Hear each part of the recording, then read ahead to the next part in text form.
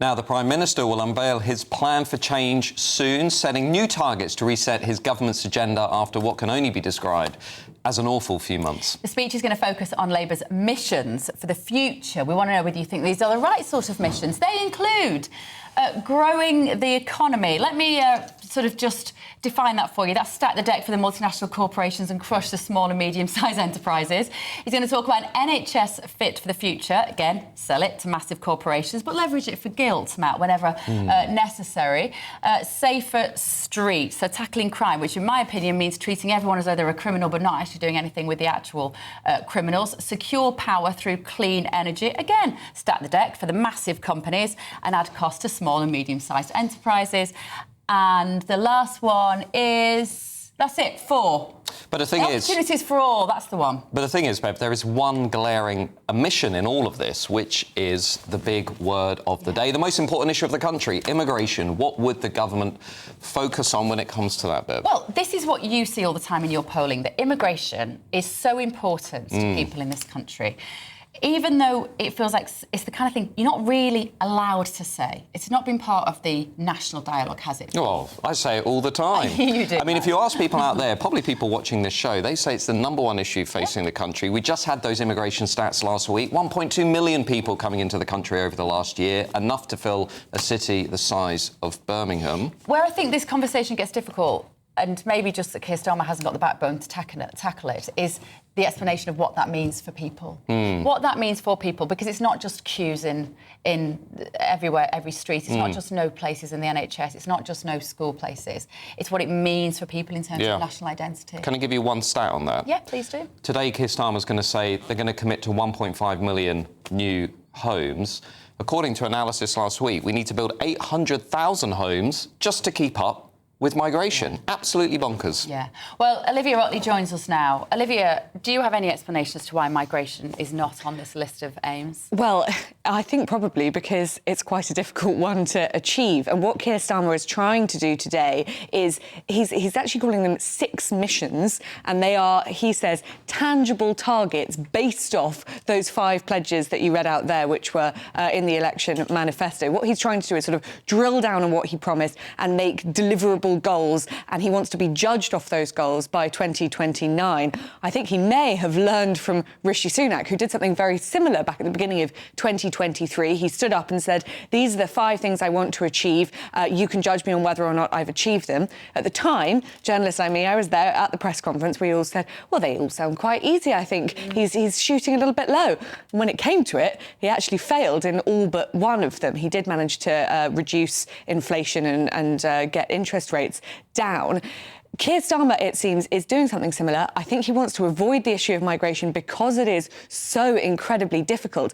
The other glaring omission from these 6 missions is anything really about defence. Now, we are living in an increasingly dangerous global world, as we see again and again.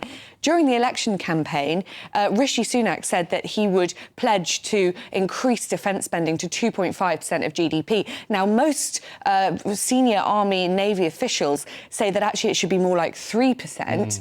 Keir Starmer said during the election campaign he had a goal to raise it to 2.5%, but didn't put any sort of date or timeline on when he wanted to achieve that by. Again, he's had this chance to clarify, and he hasn't clarified. So migration or defence not mentioned in these 6 pledges. As for what he does talk about, we've got raising real household disposable income. Again, that seems like a little bit of a, dare I say, a bit of a cop-out. During the election campaign, Keir Starmer, his mission for the economy was to get Britain the fastest growing country in the G7. That seems to have gone a little bit by the wayside. He doesn't talk about that anymore. He talks about raising real household income, which perhaps he thinks is a more achievable target. It'll be fascinating to see. I'm sure one of the journalists in that presser later this morning is going to ask him about that. I'll be really interested to see whether he sticks by that G7 target or not. It's kind of unprecedented, isn't it? I think, Matt, so somebody to have been in office for this short amount of time and feel the need to do this kind of reset at this time. Yeah, I mean, I think Labour advisors would tell you this has been this has been coming for a while. But I mean, Starmer's ratings this morning are -32. Now that's what I would call, Meghan Markle territory. I mean, this is really bad stuff. But the other thing that strikes me is the numbers here. We've just smashed pensioners to save 1.5 billion. We've smashed family farms to raise 500 million. We've taken 500 million off the Ministry of Defence, but they won't talk about fixing the asylum system, which is costing £5.5 billion a year. I mean, can we just get real about the numbers? What do Labour people say when you say, well, why aren't you talking about immigration? Well, they say that they are talking about immigration. We hear from Keir Starmer that his plan is to smash the gangs, to tackle the problem upstream on illegal immigration specifically. Obviously, that's easier said than done. The previous government, too, clearly wanted to tackle the problem upstream, etc. Keir Starmer is hopeful that his, just to put forward the government's side, he is hoping that he can develop a better relationship with the EU, and with that better relationship will become better communication about the border. Perhaps a better relationship with France could help with sending illegal migrants back to France.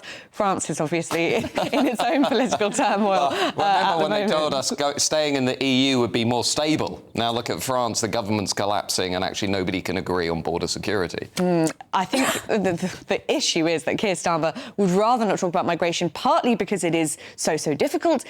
You know, you could argue that Rishi Sunak worked very hard to try and tackle migration. Some of those deals that those bilateral deals that he did before the election, the deal with Albania, actually did bring down the number of Albanian migrants by 70%. But obviously you've got many more who want to come in their place. It's a really difficult issue to tackle. And not only that, but the Labour Party is very split on it. There are plenty of uber progressive Labour MPs who actually think that controlling the borders isn't a goal that a Labour Party should be going for. They think that more immigration is always a good thing. So that's an issue which really splits the party. And I think shows just the dangers of having a coalition as broad as the one that Labour won in the July election. You've got some people who are with the most progressives in the Labour Party, like massive immigration, and some people who are basically disillusioned Conservative voters. But I mean, the less they talk about immigration, to be frank, the bigger the open goal for reform. And I know later we're speaking to Emily Carver, who's in Grimsby.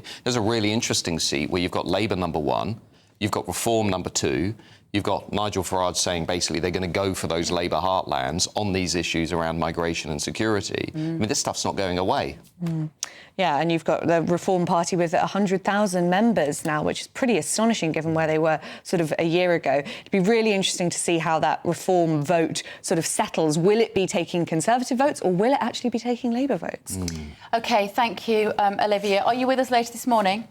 Don't know. If not, can I just say good luck, because this is your last day at work before you go off and have your little Christmas baby. It is. Which is wonderful. Thank you so much. Thank Our you. first TV News baby, I think that will be working on screen. So, listen, we're going to be going to Emily Carver in a minute. She's going to tell us what is going on.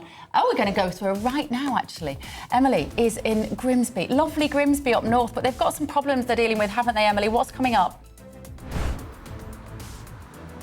Yes, believe it or not, this used to be one of the richest areas in the country, an absolute hub for economic activity, including fishing. Of course, sadly, in the past few decades, it's become more and more deprived, and it's been in the news this week because of that very high level of unemployment. We're on Freeman Street, the main high street here. As you can see, there are quite a lot of shops, but sadly, there are quite a few shops that are boarded up as well. But we're going to go into Freeman Street Market today, which is full of local businesses here. We've got flowers, we've got lots of fruit and veg and things, but also we've got Gary's Meat over here, and we're going to speak to Gary, who owns this butcher's here that's been at this market for many years, and we're going to speak to Gary, have a look at this lovely meat we've got on offer here. Oh, Gary, thank you very much, Dee, for agreeing to speak to us. I just wanted to get your really of the local area, how things are going.